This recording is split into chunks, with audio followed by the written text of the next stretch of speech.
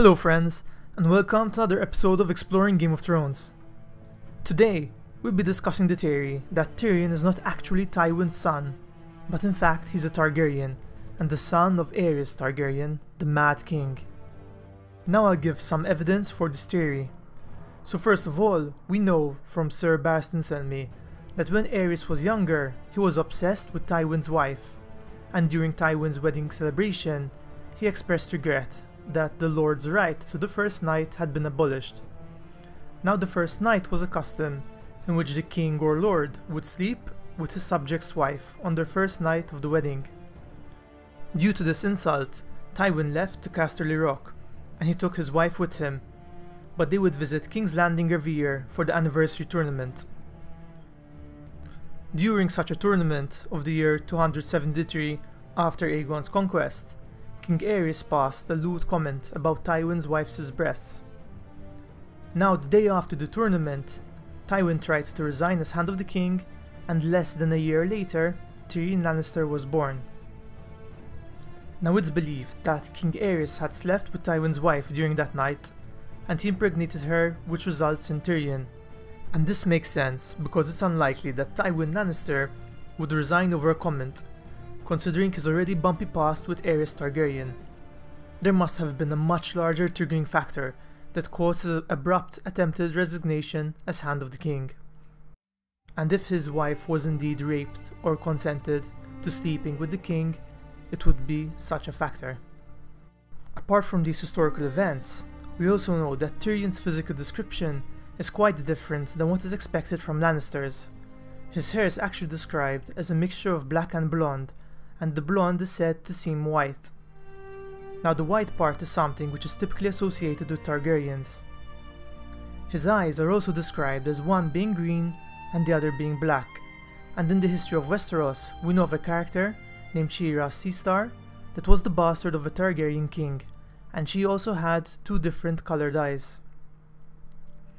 Now one could call it a coincidence, but J.R.R. Martin does love to drop a breadcrumb trail throughout his books of details that may be considered unnecessary or excessive, but in fact they're there to help us join the dots and form our theories before the revelation takes place.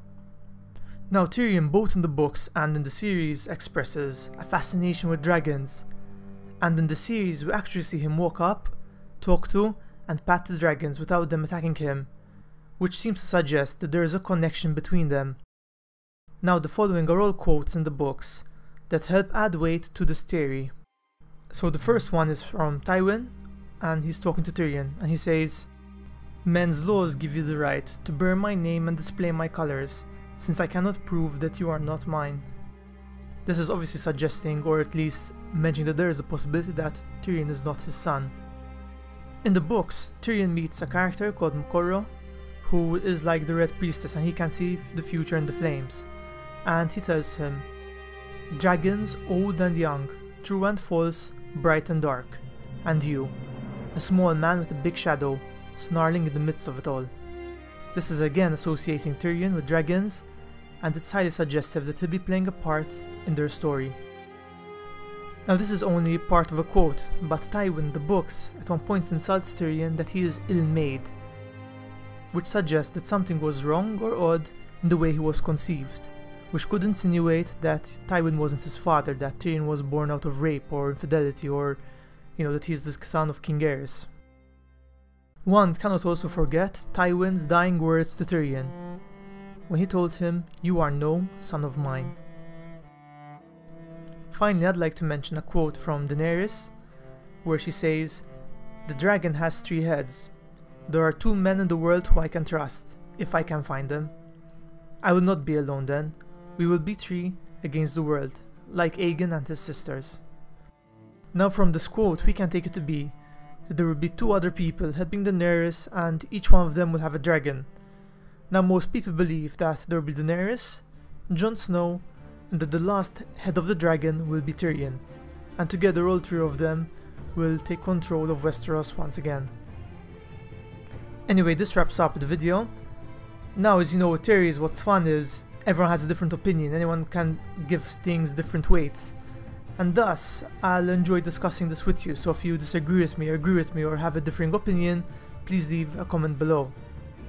If you like this content and want more like it, drop a like and subscribe, cause it helps this channel a lot.